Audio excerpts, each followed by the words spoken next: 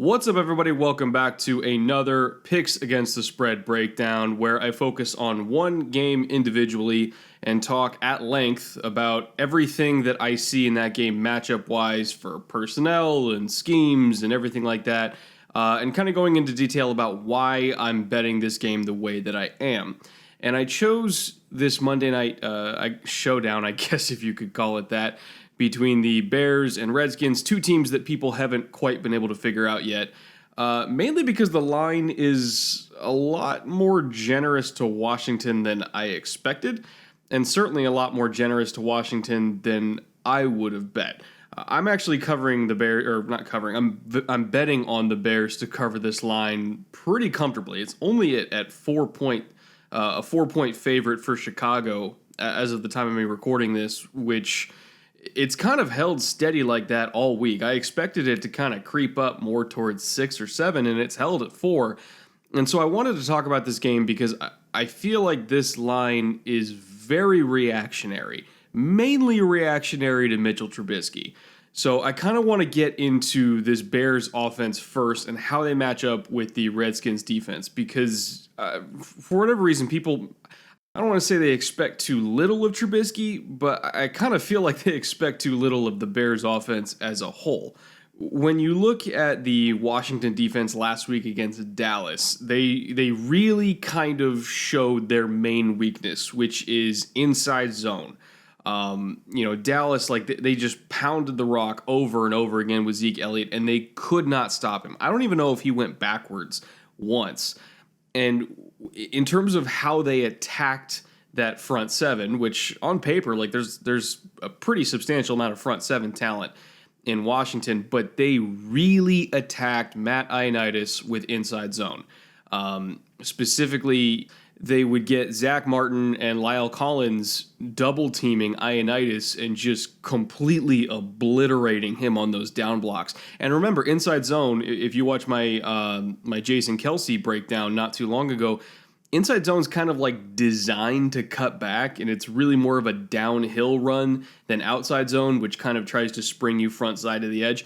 And so when they were hitting these double teams on Ioannidis and just completely washing him out of the play, Zeke was hitting that full speed on the cutback downhill, like right off that double team. And what that does is it puts pressure on the linebackers to then stack and shed on either Martin or Collins or, if they're running it weak side and then and then the cutback would be on the strong side. You've got Jason Witten sealing out. It puts pressure on these linebackers to take on blocks quickly on the second level coming off of that double team, shed them, and then get in the hole and then stop Zeke Elliott one-on-one, which is extremely difficult to do. So all these inside zone runs, it was like automatic 4, 5, sometimes 6 or 7 yards. They popped a couple for longer than that, but between inside zone, like wind back lead, like they were doing all this stuff where it's like we're designing this to cut back downhill immediately and just completely capitalize on Washington's inability to take on double teams, particularly double teams from an angle. And so when I look at Chicago's run game and how they match up with that, Chicago runs a lot of the same stuff. It's a lot of inside zone, a little bit of power here and there, but it's like pin and pulls. You'll get some counters, but predominantly like they're an inside zone running team. That's part of the reason why they got David Montgomery is because he can run the hell out of the ball on inside zone, and you can mix in some stuff in there, but like he's a very physical runner between the tackles. So I expect Chicago to basically rip that playbook off and run David Montgomery 20 plus times because Washington can't stop it. Especially if they're putting Ioannidis again at like a tight 3 where you can get a really good angle on a down block with Lyle Collins, or not Lyle Collins. I mean Bobby Massey, who's the right tackle for the Bears. Like if you could just give him a really good angle and just wash him down, like it's over. Like they're not going to be able to stop that play. They've shown a complete inability to stop that play so far this year because they they don't have great linebackers. So I really expect Chicago to kind of capitalize on that crippling weakness in their front seven, because it's pretty much the only weakness they do have in the front seven. And then on top of that, I also don't think that the Redskins have any DBs that can really like shut down receivers man to man. Josh Norman used to be that guy. I don't think he's that guy anymore. And especially like if you're asking him to shut down Allen Robinson is one of the most talented receivers in the league. And if he was on any other team than Jacksonville early in his career, and now Chicago with Trubisky, who's been up and down for the last couple seasons, there's some games where like their connection seems to be unstoppable. But, if you put Allen Robinson, like this prime Allen Robinson on a team with, Deshaun Watson, or I guess even Lamar Jackson now. I mean, he's shown a lot of progress as a passer. Baker Mayfield, all these young quarterbacks that have shown a lot of promise as passers. You put Allen Robinson on those teams as a number one receiver, and he's putting up like 1,500 yards, double-digit touchdowns. He's incredibly talented. So my overall point is Josh Norman can't cover him.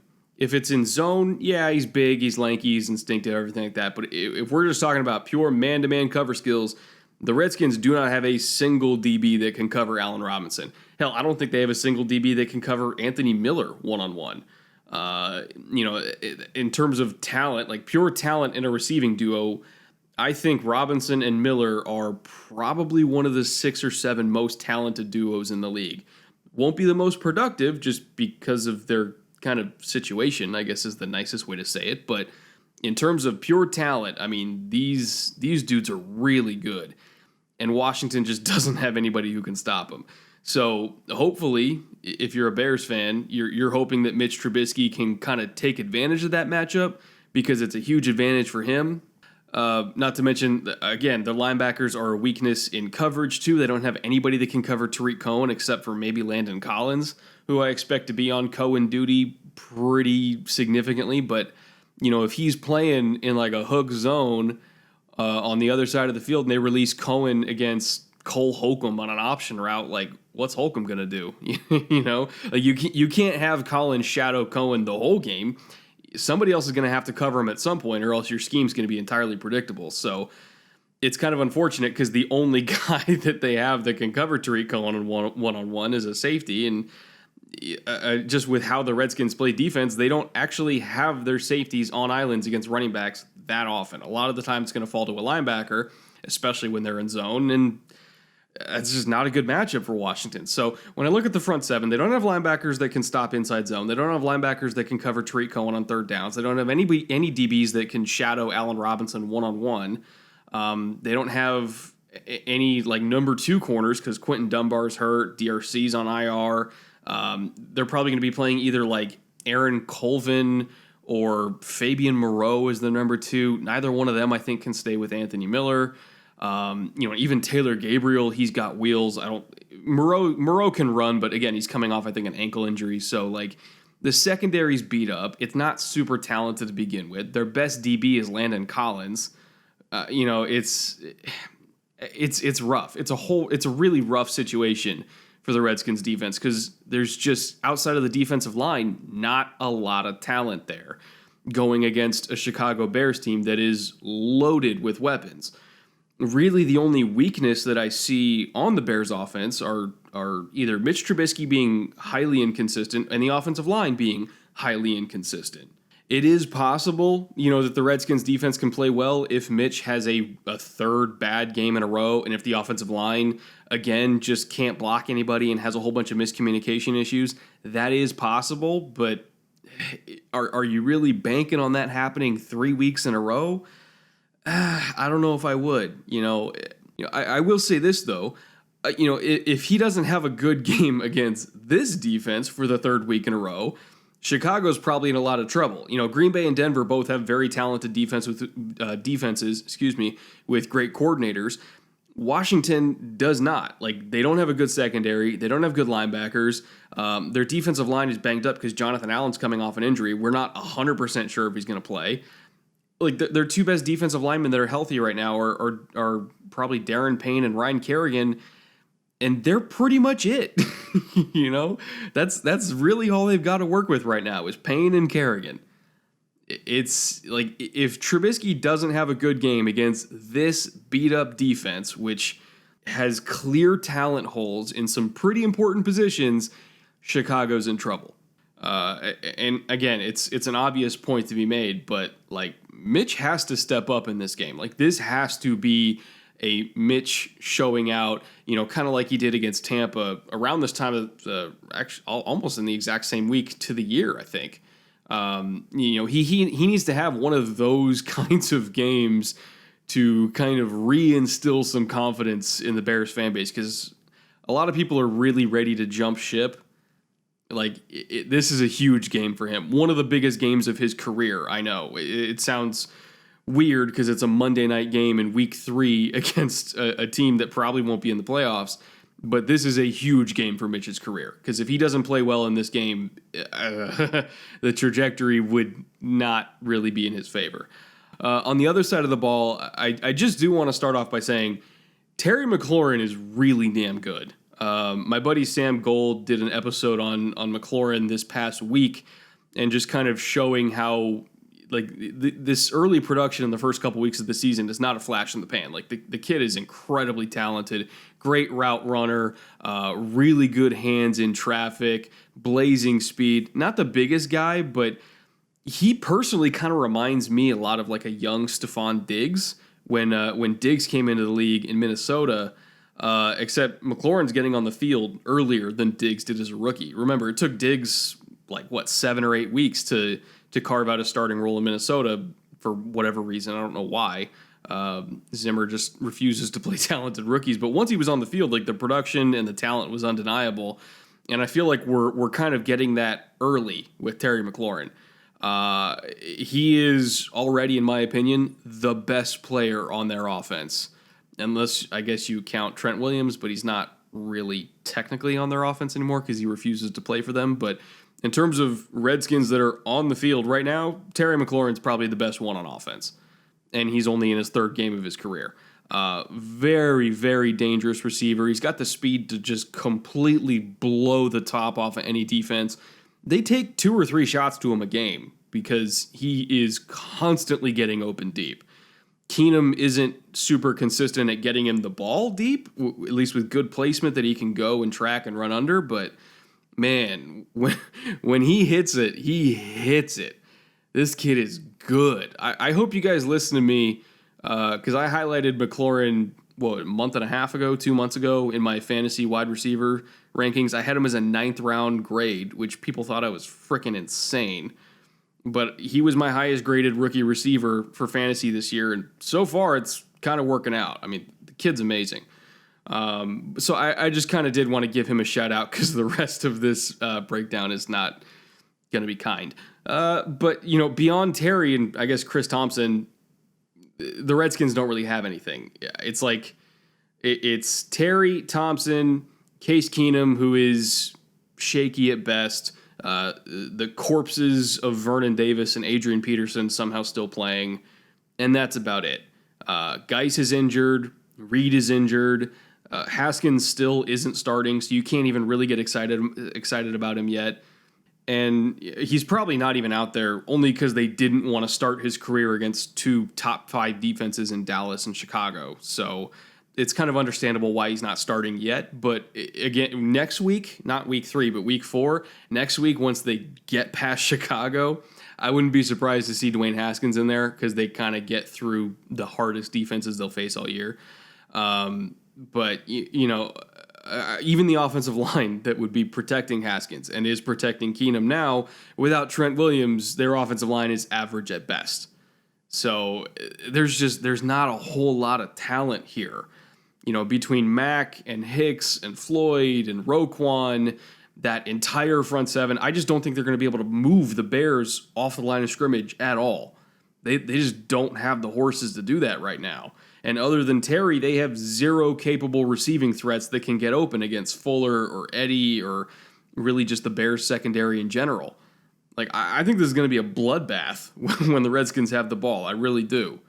For as concerned as I am about the Bears offense, I would not be shocked if the Bears defense outscores them by themselves just because of the sheer talent gap between Chicago's defense and the Washington offense. Like Keenum is going to have to play out of his damn mind, or Peterson's going to have to turn the clock back by like 10 years just to be able to generate any sort of offense in this game. And I just don't think they're going to be able to do it.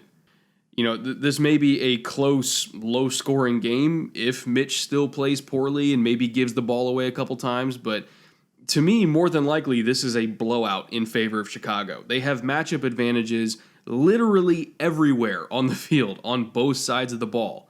They are healthier, they're extremely hungry to prove themselves after a very shaky start to the year. The personnel and schematic matchups are so far in their favor that if they don't win this game by at least a touchdown, I will be surprised and honestly very worried. That's not to say that Washington's like dumpster fire status or anything. You know, they're nowhere near Miami or even the Jets at this point. And I don't mean to come off that way, but Chicago is basically their worst nightmare matchup-wise in every way possible. And I just think it would take a lot to overcome that. They can't block Chicago, and I don't think they can stop Chicago's run scheme either. They can't cover any of their weapons, nor do they have any weapons other than Terry McLaurin, who can uncover against Chicago's secondary. Their quarterback in Case Keenum is, again, shaky / average at best. You know, Mitch Trubisky is shaky, but he has a much better team around him. It's just, it's not even close in terms of talent. So, you know, put me down for the Bears covering that 4-point spread. And if they don't cover that spread, they're in trouble because this is a game that they absolutely should win by a lot. As for the props for this game, there have not really been any released at the time of me recording this, probably because there's a few fairly substantial injuries that people are trying to track and figure out, and I wouldn't be surprised if props get released sometime on Monday, but, you know, as of the time of me recording this, they're not out, so really all I have to go with is the over-under, which is out at 41, and I'm taking the under here, with the majority of those points obviously coming from the Bears. I think this game ends something like 24-13 in favor of Chicago, which that would put the total, let's see, what's my math, 37? So just a few points shy of the over-under. You know, it is possible that Washington kind of makes this a bit closer and possibly hits the over if they can hit on a shot or two to McLaurin, you know, maybe generate some turnovers to give themselves some better field position. You know, just kind of improve their odds of putting some points up on the board. All of that is possible, but just kind of banking on that, you know, banking on a lot of turnovers and banking on hitting on multiple deep shots against arguably the best secondary in the league, like that's a tough ask. So I'm going to stand firm on that score prediction. Again, 24-13. And I'm sticking with the under. And yeah, that's how I see this game playing out. A lot of inside zone with David Montgomery to get him over that 100-yard mark. Lots of option routes with Tariq Cohen on third downs. A couple deep shots to Anthony Miller. Sprinkle in a defensive touchdown by, I don't know, let's say Roquan Smith just for shits and giggles. Let's call it a fumble recovery touchdown for Roquan Smith. I'm just going to take my shot on that. And yeah, boom. Bears win by 11. Cover the spread. Hit the under. We all go to bed happy with a little bit more money in our pocket, and I feel pretty confident about that. Obviously, nothing's a guarantee, but in terms of confidence level, mine's pretty high in this game. And if you do want to bet on this game, like I am, and maybe you agree with me that Chicago's due for a huge bounce-back week just on pure talent alone, maybe you disagree with me and have no confidence in Trubisky at all to not shit the bed and give Washington a huge upset win, you can, of course, put either theory to the test on our season-long sponsor at MyBookie down below. They're giving a huge 100% deposit bonus to all Film Room viewers that sign up with my promo code Brett at the link in the description below. Again, doesn't have to be a huge deposit. You can put in any amount of money you want, even if you just want to dip your toe in the water, you know, do some throwaway bets for some fun, or if you want to do it a little bit more seriously and try to make a lot of money. Again, it's up to you. Any approach you take is fine. But whatever that approach is, you might as well get that 100% deposit bonus with it because it essentially doubles your bankroll. So if you do start racking up wins, you know, either against or for the Bears, depending on where you fall on Mitch, you know, you can pull in a pretty good amount of cash here if you're doubling your bankroll right at the beginning. So again, it's a great offer for all film room viewers that are more interested in gambling on these games every single weekend, making them a little bit more interesting to watch, or in Miami's case, just bearable to watch at all. I don't know if I could watch any Dolphins games without having money on them, to be honest. By the way, the spread for Miami is like 22 points, which is one of the highest I've ever seen. So, yeah, place your bets accordingly. But yeah, again, offer is available for all film room viewers down in that description. Again, 100% sign up bonus. Thank you again to MyBookie for sponsoring. Use that promo code if you're interested, and I will be back. Let's see, when's my next film room releasing? I think on Tuesday. I'm trying to get it out on Tuesday night. It's going to be on Lamar Jackson. Spoiler alert. I've already started working on it. He made some throws last week against Arizona that were just out of this freaking world. I'm assuming he's going to have a few more against Kansas City this week because he's playing like an absolute monster. So, again, I can't wait to dive into Lamar's tape. So far, I've loved everything I've seen, and I want to show you guys just how far he's progressed in this league. I think you guys are going to really like that episode. So, I'll be back in a few days with that, and yeah, until then, later.